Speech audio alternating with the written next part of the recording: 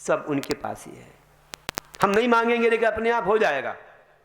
कुष्ठ रोग दूर हुआ, अतिशय हो गया, पुण्य बढ़ा, कर्म निर्जला हो गई, पाप निकल गया, हो गया सब ठीक। सारे काम हो जाएंगे। आप एक को मांगेंगे सब मिलेंगे। एक है साधे सब सदे वाली बात आ रही। एक मांगोगे सब मिलेंगे। पार्श्वनाथ स्टेशन का टिकट कटाओगे सब स्टेशन मिलेंगे। अब मोक्ष मांगोगे तो स्वर्ग भी मिलेगा, जब तक नहीं मिला तब तक बीच के स्टेशन नहीं मिलेगा, स्वर्ग मिलेगा। आप फिर मनुष्य में आओगे, सेठ बनोगे, राजा बनोगे, सब मिलके फिर मोक्ष मिलेगा। आपको मांगने की क्या आवश्यकता है? एक को मांगो सब मिलता है। अब करोड़ रुपया मिलना है, तुम 1,000 मांग रहे तो ले लो अभी। अरे इतनी बड़ी चीज़ आपको मिलने वाली है, तुम छोटी मोटी चीज़ें मांगते हो, तुम नहीं मांगना चाहिए। अपन तो भगवान के गुण मांगो। अपने परिणामों को निर्मल करने का साधन हमारे पंच परमेश्वरी हैं। आप उनके चरणों में जाते हो ना, आपके जो परिणाम निर्मल होते हैं उससे इतने कर्मों की निर्जला होती, इतने पुण्य का संपादन होता है कि पूछो मत। अगर तुमने मांग लिया तो तुमने अपनी संपदा को नष्ट कर दिया। आया समझ में? ये है अध्यात्म की बात। अपने कर्ता वर्ता सब समझ लिया आज। अब और समझो। अभी आज वो घड़ी नहीं देखेंगे हम। आज तुमको जो है पूरा क्लीन करके रहेंगे। थोड़ा सा और बोलूँगा, फिर तो चातुर्मास बड़ा है, बोलता रहूँगा। लेकिन इतना विषय है क्या बताऊँ, है ना। अब दादाजी को भूख नहीं लगे, कमालू का नाश्ता वास्ता को जा रहे हैं, तो बोल रहा हूँ सुनो कि अभी और समझ लो कर्म। अब ये समझो कि वे कर्म आते हैं आत्मा में तो 8 प्रकार के कैसे हो जाते हैं, ये बात समझ में नहीं आ रही। ज्ञानावरणी, दर्शनावरणी, वेदनी, मोहिनी, आयु, नाम, गोत्र, गंत्रा, ये कैसे हो जाते हैं? चलो हम एक आपको उदाहरण सुनाते हैं। उन दादाजी को हिला दो थोड़ा। उनका देखो कहना, जब जन्म हुआ था ना भगवान का तो उनका आसन हिल गया था। थोड़ा उनका आसन हिला दो भैया, आसन हिला दो। अरे तुमने उनको ही हिला दिया, हम आसन हिलाने को बोले थे। जब जन्म होता तो इंद्र का आसन हिल जाता है। तो यहाँ धर्म का जन्म हो रहा है, थोड़ा देख लो। क्या बताएं, चेयर मिल गई ना आजकल सब चेयरमैन बन गए। सब चेयरमैन बन गए तो फिर और दूसरा क्या होगा? 22 चेयरमैन कौन होएगा? सब चेयरमैन हो गए आजकल। फिर आराम से सो जा, टिक जाते हैं तो नींद आ जाती है, टिकना नहीं। चलिए क्या बोल रहा हूँ सुनो। तो मैं कह रहा था कि 8 प्रकार के कैसे हो जाते हैं। चलो एक उदाहरण, एक वाटर टैंक है, एक ऊपर वाटर टैंक बना है कहीं भी और उससे पानी आ रहा है नीचे, बड़ा मोटा पाइप, फिर आड़ा पाइप लगा है, 8 नल लगे हैं। पानी तो वही है ना उसमें, बीच में भी और यहाँ भी वही पानी है ना। अब एक से पानी लिया तो मीठा, एक से लिया तो खारा, एक से लिया तो तीखा, कड़वा, कसाला, चरपर आदि 8 प्रकार का पानी आया। ये कैसे हो गया? पानी तो एक ही था, ये कैसे हो गया? इसमें रहस्य की बात है, क्योंकि उसके मुख पर एक टैबलेट रखी है। वह टैबलेट उस स्वाद वाली है। उस टैबलेट से पानी टच होके आ रहा है, छू करके आ रहा है उस गोली से, तो आप चख रहे हो तो अलग अलग स्वाद आ रहा है। आ गया समझ में? कार्बन वर्गणाएं तो वे ही हैं, लेकिन हमारे भावों को छू के आती हैं। आप किसी को ज्ञान में बाधक बन रहे हो तो ज्ञान अवर्णी बन गया। कर्म तो हर समय आ ही रहा है ना। तो कर्म आते समय आपके भावों को छुआ तो ज्ञान अवर्णी, ज्ञान में बाधक। दर्शन में बाधक बन रहे हो, दर्शनावरणी। पर वस्तु को अपना समझ रहे हो, मोहिनी है तो मोहिनी कर्म बन गया। किसी को आप सुख दे रहे हो तो सातवा वेदनी, दुख दे रहे हो तो असातवा वेदनी। और कोई बहुत आरंभ परिग्रह कर रहे हो तो नरक आयु, अल्पारंभ परिग्रह मनुष्यायु, मायाचार कर त्रियंचायु, और संयम पाल रहे हो नियम संयम तो देवायु, सम्यक दर्शन देवायु। उन भावों को छू के जो कर्म आ रहा है वह 4 आयु के रूप में भी आ गया, आयु के रूप में आ गया। तो ज्ञानावरणी, दर्शनावरणी, वेदनी, मोहिनी, आयु, नाम। नाम कर्म से शरीर बनता है।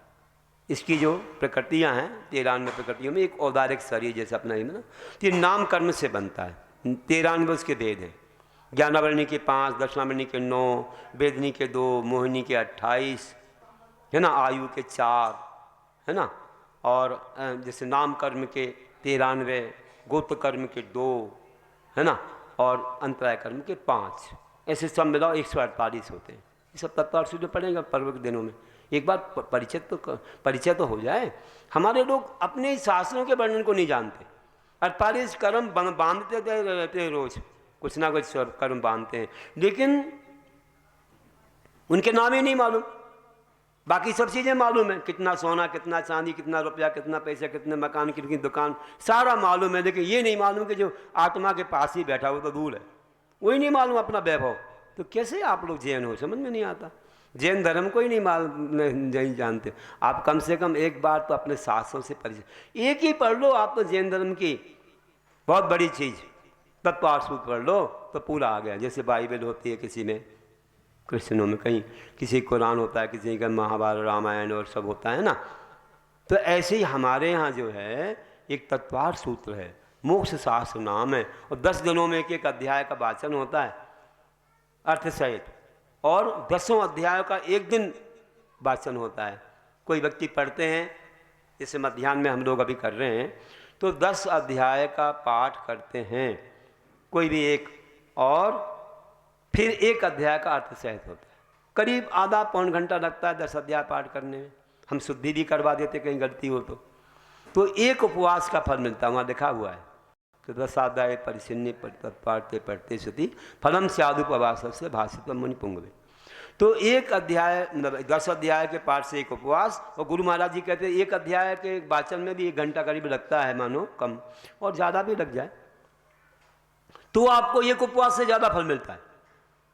एक उपवास का फल तो 10 अध्याय पाठ में मिल गया, और एक अध्याय का अर्थ सुनने में और मिल गया आपको ज़्यादा। तो 2 बार खा के या 1 बार खा के भी आप 2 उपवास का फल पा रहे हो, तो काय को छोड़ते हो। दुकान तो कभी भी खोल लोगे, पैसा तो फिर कमा लोगे। कोई शादी विवाह हो, विदेश जाना हो, अभी टिकट हो जाए तुम्हारी कंपनी की ओर से, तो 10-15 दिन का समय निकल आएगा, वैसे नहीं निकलता। अरे कौन जाए कौन करे। अरे सुन लो एक बार तत्वार्थ से सुन लोगे तो जैन धर्म का पूरा ज्ञान हो जाएगा, सर्च हो जाएगा। अगर जीवन में तुमने तत्वार्थ सूत्र नहीं पढ़ा और रत्नाकर शावकाचार्य नहीं पढ़ा तो जैन होना व्यर्थ है। पूरे संसार से मोक्ष तक की बात तत्वार्थ सूत्र में, तो जैन दर्शन पूरा उसमें है। जैसे लोग रामायण पढ़ते हैं, आपने क्या पढ़ा? कुछ नहीं पढ़ा, जैन हो गए बस। आज एक शास्त्र भी नहीं पढ़ा आपने, तो क्या है कि जैन है? आपने जाना ही नहीं कि जैन धर्म है क्या। कोई पूछेगा तो क्या बताओगे? तो तत्वार्थ सूत्र से सब ज्ञान हो जाएगा। हर विद्वान लोग पढ़ते हैं, 10 मुनि आचार्य सब लोग सुनाते हैं, कोई ना हो तो बुलवाते हैं आप किसी को, फिर भी आप नहीं पढ़ पाते तो क्या कहें। और अपना श्रावकाचार इसलिए पढ़ो कि श्रावकाचार मूलाचार हमें होना चाहिए, श्रावकाचार तुम्हें, हम ही मूलाचार हम ही श्रावकाचार, तुम्हें कुछ नहीं पढ़ना। अरे श्रावक का क्या धर्म होता है? आप 150 श्लोक हैं बस, 150 श्लोक 2000 वर्ष पहले लिखे, उनका अर्थ पढ़ लो, पूरे श्रावक धर्म का मालूम पड़ जाएगा आपको। श्रावक धर्म होता क्या है? सम्यक दर्शन, सम्यक ज्ञान, सम्यक चार, 12 व्रत, पटमाएँ, सरलेखना, सब कुछ आ गया केवल 150 श्लोकों में। उसका अर्थ जीवन में नहीं पढ़ पाते। बताओ, तत्वार्थ नहीं पढ़, 357 कितने कितने कितने सूत्र बताओ, कितने? 357 सूत्र। 357 सूत्रों को जीवन में नहीं पढ़ पाता। एक बार तो सुन लो उनका अर्थ, छोटी सी बुक से पढ़ लो, गुरु से सुन लो तो फिर तो समझो कि तुम्हारी नैया पार होए।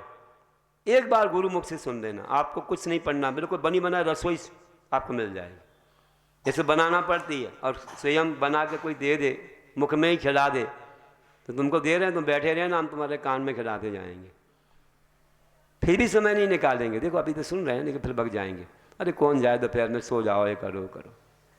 अरे 10 दिन को छोड़ दो भैया, 2 घंटे 1-2 घंटे की दुकान छोड़ दो, क्या होता है? पूरे दिन भर थोड़ी छोड़ने को बोल रहे हैं।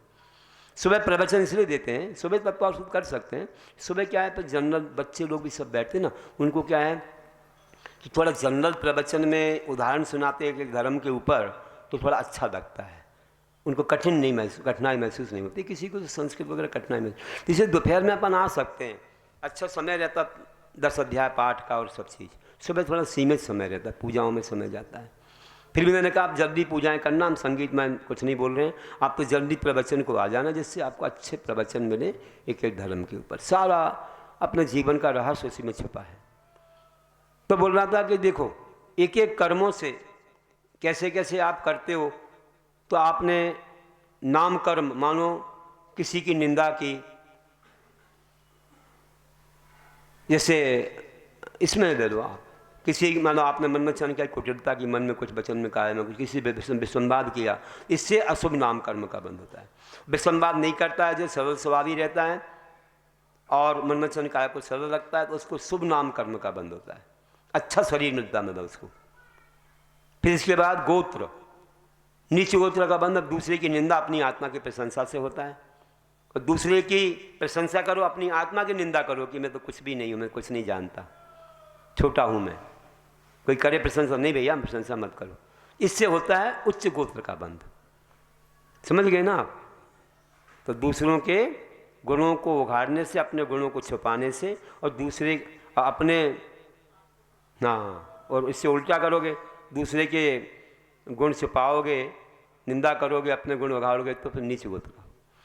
अब आ गया अंत में अंतराय, तो दान, लाभ, भोग, उपभोग और वीर्य, शक्ति। दान में अंतराय डालोगे, दान में अंतराय का भाव आ रहा है तुम्हारा कि देने नहीं देना, इसको मना करना है, कुछ भी करना है, पीछे कर देना, आदि आदि। भोग में किसी के भोग, एक बार जो खाने में आता भोग है, जो भी हैं आपके भोजन वगैरह आदि, ये सब आते हैं, गंधमाला आदि, तो ये भोग हो गए। इसमें किसी को आप विघ्न डाल रहे हो, सही मात्रा में नहीं दे रहे हो, समय से नहीं दे रहे हो। और उपभोग मतलब ये पहनने की, अलंकार और गाड़ी मोटर और जो रहने के सामग्री, जो कुछ भी है, ये उपभोग की सामग्री, इसमें अंतराय डाल रहे हो, रोक रहे हो, किसी को होने नहीं दे रहे हो। और दान, लाभ, लाभ में अंतराय डाल रहे हो, जैसे किसी को लाभ होना है, मिलना है कुछ, और आपने रोक दिया, उसको नहीं मिलेगा, ईर्ष्या भावना है, तो दान, लाभ, भोग, उपभोग और वीर में शक्ति, शक्ति में विघ्न डाल रहे हो। किसी को शक्ति अपनी उपवास में लगाना है, अच्छी तपस्या में लगाना है, और तुम नहीं लगाने दे रहे हो। किसी के भाव ब्रह्मचर्य रखेंगे, अपनी शक्ति को हम अच्छी तपस्या में लगाएंगे, तुमने ब्रह्मचर्य नहीं लेना, तो वह शक्ति कहीं और खर्च हो जाएगी। या मान लीजिए अच्छे से भोजन वोजन नहीं करवा रहे हो, तो शक्ति नहीं उसके पास, तो कैसे कर लेगा वो उपवास वगैरह। तो ऐसे कुछ कारणों से जो है वीर्यांतराय कर्म का बंध होता है। तो बताइए कि ये कर्म जो आते हैं, आपने समझ लिया कि ऐसे भावों से टैबलेट को छुआ तो पानी उस स्वाद का हो गया। हमारी आत्मा के भावों को छुआ तो कर्म आ रहा हमेशा, ऐसे भाव आपके रहे तो वो 8 कर्म बन जाते। 7 कर्मों का बंध तो हमेशा होता रहता है। एक कर्म आयु कर्म जीवन में एक बार बनता है, उसको मैं बता दूंगा बाद में कब बनता है वो आयु। एक प्रवचन अपन अलग से करेंगे उसका कि आयु किस समय बनती है और क्या क्या कैसे होता है, कितने उसको चांस मिलते हैं। चलो अब अपना आज का वर्णन लगभग पूरा हो गया, बस एक छोटा सा आपको और रूपक सुना के अंत कर दूँ। तो देखिए कि ऐसे, और जैसे एक पेड़ का भी आप ले सकते हो कि एक पेड़ में आप देख रहे हो कि तना कुछ रंग का है, पत्तियां कुछ रंग की हैं, डाली कुछ रंग की है, और उसके फल या पुष्प कुछ रंग के हैं, और फल और किसी और रंग के, शुरू में कुछ बाद में कुछ, मानो 8 रंग आपने पकड़ लिए। तो ये 8 रंग आए कहाँ से? जमीन में तो तत्व वही थे, जमीन में से उसने जो भी, जमीन तो आपको एक समान दिख रही है, लेकिन अपनी अपनी योग्यता से तत्वों को लिया और वे तत्व उस रूप में रंग वाले हो गए। ऐसे ही हमारी आत्मा कर्म आते हैं, हमारे भावों को छू के वो 8 प्रकार के या 148 प्रकार के हो जाते हैं। आ गया समझ में? चलो ये भी उदाहरण अच्छा रहा। अब मैं कह रहा हूं कि आप सोचो कि कर्म एक ही शब्द में या 1-2-4 शब्दों में, एक लाइन में कैसे 8 कर्म बन सकते हैं? फिर दिन भर में क्या करते रहते हैं आप लोग? थोड़ा सा आपने बोल दिया कि 8 कर्मों का बंध हो सकता है एक ही समय में। उदाहरण के लिए बता रहा हूं कि एक युवा कोई भी मंदिर जाना चाह रहा है कि मुझे मंदिर जाना है, मैं मंदिर जा रहा हूं। पिताजी बोलो क्या बेटा तुझे मंदिर की पड़ी रहती है, मंदिर जाना, मंदिर में दुकान खोल, ग्राहक चले गए तो वापस नहीं आएंगे, भगवान तो कहीं नहीं जाएंगे, मंदिर कहीं नहीं जाएगा, चल दुकान खोल। आपने रोक दिया। बहू कह रही है मंदिर जाना, सास बोली मंदिर जाने की पड़ी रहती है, घर का काम कौन संभालेगा? अरे नाश्ता बना, रसोई बना, भगवान कहीं जा रहे हैं क्या? सोच लो, मतलब एक उदाहरण है ये। तो इतना तुमने बोल दिया, इसमें कौन कौन से कर्म बन गए? अब लगाओ हिसाब किताब। देखो मंदिर जाते तो ज्ञान मिल जाता, पुस्तक पढ़ते, पूजा पढ़ते, कुछ पढ़ते या गुरु की वाणी सुन लेते, ज्ञान, तो ज्ञान अवर नहीं बना। दर्शन होता नहीं हुआ, दर्शनामानी बन गया। तुमने घर से मोह किया, वैभव को इसके पीछे उसको मना किया तो मोहिनी कर्म बन गया। वेदनी उसकी आत्मा में वेदना हुई तो मेरे बोलने से दुख हुआ तो असाता वेदनी बन गया। तो और देख लो, आयु कर्म है। अब उसने तुमने मायाचार किया कि घर को तो अच्छा बताया, मंदिर को बुरा बता दिया, तो मायाचार हो गया, लोभ भी हो गया, क्रोध भी कर लिया, सब तो कर लिया, क्रोध मान माया लोभ सब तो हो गया।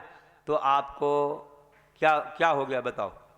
कि उस समय मायाचार से तिरंचायु बन सकती है, बहुत आरंभ परिग्रह का भाव किया तो नरकायु भी बन सकती है, कोई भी बन जाए। आयु नाम कर्म, कैसे तुमने उससे विसंवाद किया, उससे मतलब कुछ भी कह दिया उसको, तो आपको कुटिलता भी रही, तो आपको अशुभ नाम कर्म का बंध, आपको शरीर अच्छा नहीं मिलेगा आगे। फिर आपने धर्म को तो नीचा दिखाया और इसको ऊंचा दिखा दिया अपने वैभव को, तो फिर नीच गोत्र का भी होगा। और तुमने उसको दान में अंतराय डाला, वहाँ जाके कोई पैसा देता, कुछ हुंडी में डालता, किसी को ज्ञान भी दे सकता था, है ना, तो आपने दानांतराय, लाभांतराय, उसको धर्म सुनने का लाभ मिलता, पुण्य का लाभ मिलता, उसमें अंतराय, भोग में अंतराय। अच्छे भगवान को देखता, अपनी आंखों से भोग करता, तो भोग में अंतराय, वो भोग अंतराय। अच्छे से बैठता, कितनी अच्छी चटाई देखो बिछा रखी है, कितने अच्छे अच्छे सब कुछ आपको कर रखा है, ऐसे उसका उपभोग करता, तो कमेटी को भी पुण्य मिल जाता, तो वो भी अंतराय डाल दिया। और अंत में शक्ति में अंतराय डाल दिया। वहां जाता तो दूसरे के उपवास एकासन को देख के उसके अंदर शक्ति बढ़ जाती कि मैं भी कर सकता हूँ, देख कर 16 कारण मैं भी करूँ, मैं भी तीर्थंकर बन जाऊँ, मैं भी इसमें उपवास कर लूँ, 10 कर लूँ, 4 कर लूँ, बेदा तेदा कर लूँ। शिखर जी के जाने की किसी सुन ली, मैं भी शिखर जी जाऊँगा। महाराज जी ने कुछ उत्साह बढ़ा दिया, उसको शक्ति के बारे में कह दिया, उसकी शक्ति बढ़ जाती तो वीर्यांतराय भी बांध दिया। कितने कर्म बन गए, कितने से शब्द में बन गए, हो गया काम। मंदिर जाने से रोका, इतना सा तो शब्द कहा, ये काम कर लो, वो नहीं करना, हो गया काम। ऐसे अगर एक लाइन में इतने कर्म बन जाते हैं एक शब्द में, तो दिन भर में कितने बांधते रहते हैं, तो सोचो ऐसे कर्म बन रहे हैं। तुम सोचते कर्म आते कहाँ से? इसी से तो आते हैं, समझ लिया ना आपने। अब महाराज जी लोग कर्मों का चेक है, मौन से भोजन करते कि नहीं महाराज जी? क्यों नहीं बोलते? देखो मेरा अगर लाभांतराय कर्म का क्षय होगा तो मेरा लाभ हो जाएगा, जो मेरे अंजलि में आएगा मैं दे दूंगा, है ना। और कई अंतराय के नियम भी हैं कि ये आए तो मैं अंतराय कर दूंगा। तुम्हारे कोई नियम नहीं है, जो कुछ आया खाया, यहाँ रख दिया और फिर खा लिया। अदा आपको कोई अंतराय नहीं आता, अशुद्ध वस्तु को एक तरफ रख दिया और फिर खाते रहे, तो अंतराय तो आया नहीं आपको, है ना भैया। और किसी ने नहीं दिया सो उठा के खा लिया, यही ना करते हो, तो मौन रहते हो क्या? महाराज जी तो मौन से लेके आते तो उनके अंतराय कर्म का क्षय हो जाता है, तो तुम्हारा कहाँ क्षय होता है? मांग मांग के खा लेते हो। अंतराय कर्म का क्षय तब होता है जब अपन मांगे नहीं। हम मौन का नियम लेने, मौन से खाएंगे, जो भी वस्तु बनी है चाहे दे चाहे नहीं दे हम खा लेंगे, और किसी से ये नहीं कहेंगे तुमने क्यों नहीं दी। लड़ाई झगड़ा नहीं करेंगे, नहीं तो बाद में बोलो देखो रसगुल्ला बना के रखा था, तुमको ध्यान नहीं था, आंखें नहीं गई तुम्हारी, मेरा मौन था तुमने दिया नहीं, फिर किस काम में आया? तो तुमने और कर्मों को बांध लिया। अरे ये सोचो कि दाने दाने पर लिखा है खाने वाले का नाम, आज मेरा उस पर नाम नहीं लिखा था, मेरा भोगांतराय कर्म का आज संयोग नहीं था, वो बस्ती मेरे थाली में नहीं आई। अब उसको तुम डांटने जा रहे हो तो कर्म और बंध गया जो निकलना था। इशारा हूँ कर दो, ऐसा इशारा कर दो, तो भी थोड़ा थोड़ा उतना कर्मों का अच्छा नहीं हो, फिर भी होता है लेकिन इतना नहीं हो पाता। हाँ, तो कुछ ना बोलो तो पूरा क्षय होगा।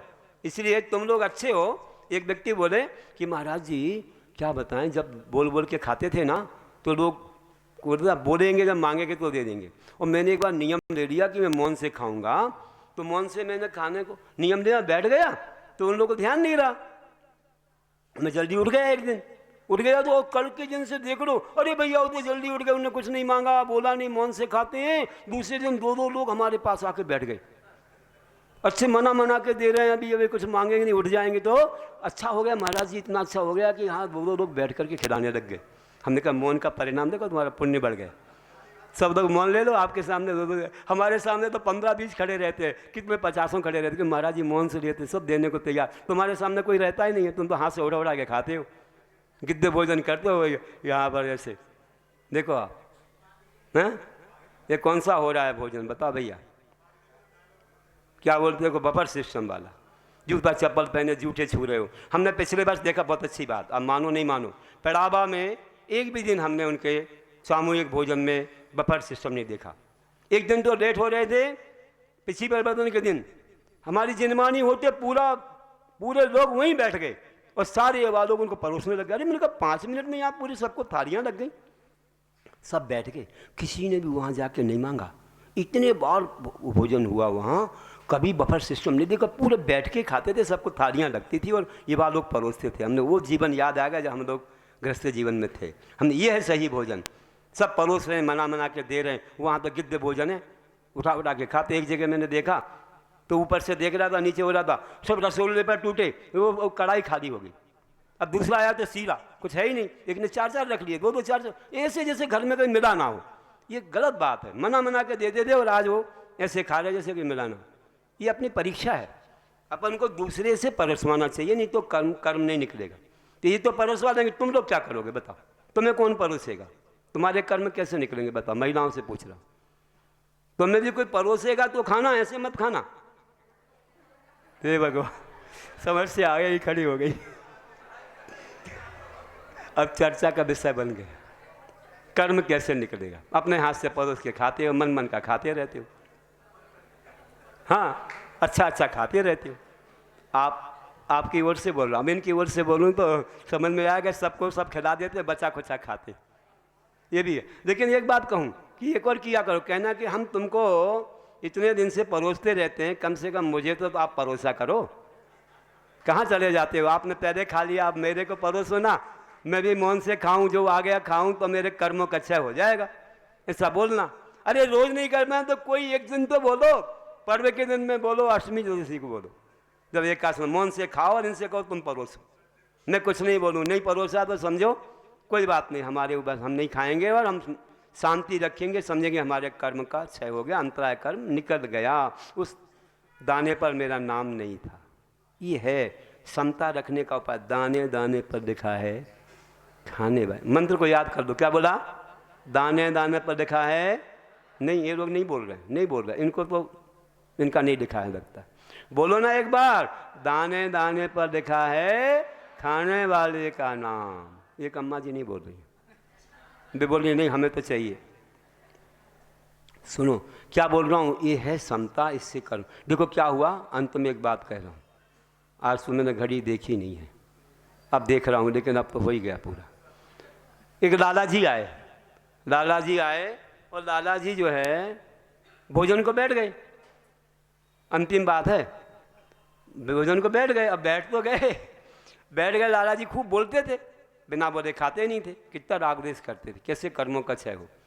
अब बैठ गए और सोचे सब तो परोस दिया, लेकिन पापड़ तो परोसा नहीं। तब आकर के पापड़ रखा इतना सारा, लेकिन परोस नहीं है। सास थोड़ी सी वैसे ही है, कंजूस टाइप में, परोस ही नहीं रही है। तो उनने कहा सुनो सासू जी, सुनो तो। बोले क्या है, आप भोजन कर लो फिर सुन लेंगे। नहीं अभी बीच में सुनो, बोले कथा सुना रहा हूँ। अरे कथा बाद में, अरे कथा बड़ी नहीं है, छोटी सी है, सुन दो आप। बोले क्या है, मैं जंगल में गया था। जंगल में, अरे जंगल तो बहुत खतरनाक होता है। हाँ जंगल में गया था, मैंने बहुत बड़ा सांप देखा था। कितना बड़ा सांप, यहाँ से पापड़ तक। और कथा सुना रहे, उन्हें पापड़ लाने को थोड़ी बोला है। बोले अगर पापड़ बोली तो देना ही पड़ेगा। तो कथा सुना दी उन्हें, पापड़ आ गया थाली में, कथा सुनाई उन्हें, थोड़ी पापड़ लाने को बोला। तो बस आ गई, ठीक है बढ़िया चलो। अब वे देख रहे थे सास कैसी कंजूस है, ये घी रखती है तो ठंडे पानी में तो जमा रहता है, और जब भी कोई वस्तु देना है तो दी और कटोरी उठाई और रख दी, तब घी तो आता ही नहीं था उसमें, वो जमा रहता था। अरे ये बड़ी कंजूस है, क्या करूं। उन्हें उपाय सोचा, तो थोड़ी सास अंदर गई कुछ काम के लिए, वो धीरे से उठे और वहाँ पर चूल्हा वूल्हा जल ही रहा था, थोड़ी सी आँच दिखा दी और रख दी। अंगार रहते थे पहले, आँच दिखा के रख दी, पुराने ज़माने की बात है। अब घी नीचे से पिघल गया, और फिर बाद में उनने खिचड़ी परोसी। खिचड़ी परोसी और कटोरी उठाई और कहा और पूरा पूरा घी, पूरी कटोरी खा ली, हो गया काम। अब सास सोचती अरे भैया जी तो बड़े चालाक निकले, लगता कुछ कर दिया इनने। अब क्या बोलती सास भी, बोलती है देखो कैसे कर्म क्षय होगा, बता ऐसे राग देश कर रहे हैं लोग। अब सास बोलती है देखो दादाजी आज तो मेरी बड़ी अच्छी इच्छा हो रही है। बोले क्या इच्छा हो रही है? बोले दादाजी एक इच्छा हो रही है मेरी। क्या? मेरे को ऐसी इच्छा हो रही है कि आपके साथ भोजन करूं। अब वो को मालूम पूरा घी उसमें चला गया आप में कि मुझे घी नहीं मिलेगा आपके साथ भोजन करूं। और फिर आप साथ में आ गई और उसने ऐसी लाइन बनाई, ऐसी लाइन बनाई खिचड़ी में कि पूरा घी। तो आप ध्यान रखो भैया, ऐसे रागने से कर्मों का क्षय नहीं होता है। तो अपना आज पूरा हुआ। अच्छा लगा ना आपको कर्म सिद्धांत का ना? बढ़िया आनंद आया। तो आज एक ही चला, आज अपना एक ही पद चला है कि कर्मों का जो पाक फल भव सुख दुख दे जान, दख 84 योनि में चौंगति फिरत अजान। कि जीवन पर कसायों का प्रभाव गहरा है। किसी ने कहा जीवन पर कसायों का प्रभाव गहरा है और सपनों के तट पर ये मानव ठहरा है। समझाएं तो कैसे समझाएं इस मानव को कि मानव के जीवन पर तो पुण्य और पाप का पहरा है, मानव के जीवन पर तो पुण्य और पाप का पहरा है। और फिर भी और 4 लाइनें बोलना।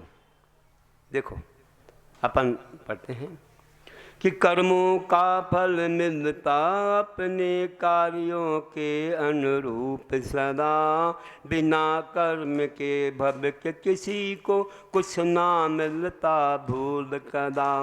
किन कर्मों का क्या फल मिलता ऐसा विपाक ध्यान जानो, जिन कर्मों का क्या फल मिलता ऐसा विपाक ध्यान करो। अशुभ कर्म से सदा दूर हो, शुभ कर्मों को सदा करो। अशुभ कर्म से सदा दूर हो, शुभ कर्मों को सदा करो। बोलिए महावीर भगवान की। आज तो 5 मिनट पहले छोड़ना था क्योंकि आपके यहाँ एक अतिथि आए हैं। हमारा चातुर्मास अशोक नगर में हुआ था, जहाँ आज हमारे गुरु भाई सुधा सागर महाराज जी का हो रहा है। इतनी बड़ी सभा छोड़ के आए और हमारे चातुर्मास में इन्होंने हमारी अंत में पिछी भी ली और संयम दिया है और अच्छे दान भी दिए, पुस्तकें वगैरह छपाई। बहुत श्रीमान नीलू जी मामा अशोक नगर से बता रहे हैं, जिन्हें कि पूज्य आचार्य भगवंत की पिछले वर्ष पिछी लेने का सौभाग्य प्राप्त हुआ। और आप जैन मिलन शाखा के पूर्व अध्यक्ष भी हैं। आ जाएं और पूज्य आचार्य भगवंत के श्री चरणों में श्रीफल समर्पित कर आशीर्वाद ग्रहण करें। और हमारे बीच में ही हमारे पीसी जैन साहब, विशाल भैया के पापा, जो कि हमारे यहाँ पंच कल्याणक महामहोत्सव में जिनको सौभाग्य प्राप्त हुआ था माता पिता बनने का, ऐसे पीसी जैन साहब भी श्रीफल समर्पित कर आशीर्वाद ग्रहण करें। शास्त्र भेंट शास्त्र और भी जो भी बाहर से कोई पधारे हो पूरे आ जाएं और पूज्य आचार्य भगवंत के श्री चरणों में श्रीफल समर्पित कर लें। बाहर से जो भी पधारे हो, अशोक नगर से और जो भी लोग हों, सभी लोग आ जाएं। भी श्रीफल और आप आ जाइए जी के वो है ना। और हम सम्मान करना चाहेंगे आदरणीय नीलू मामा जी का। आप आ जाएं, कमेटी आपका भोपाल में सम्मान करना चाह रही है। अच्छा चलिए एक जैन साहब आ जाएं और जिनेद भाई साहब जहाँ पे भी हो, सुनील भैया, लोग आ जाएं।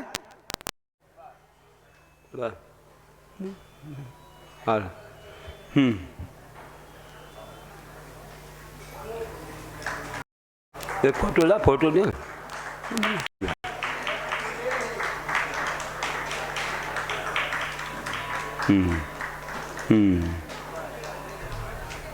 साफ रखे थे।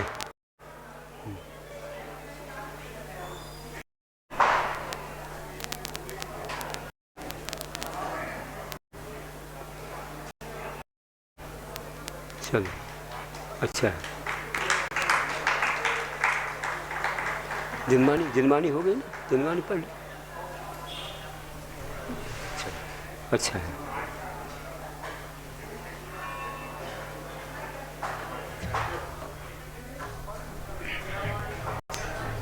पढ़ लिया, पढ़ा नहीं होगा।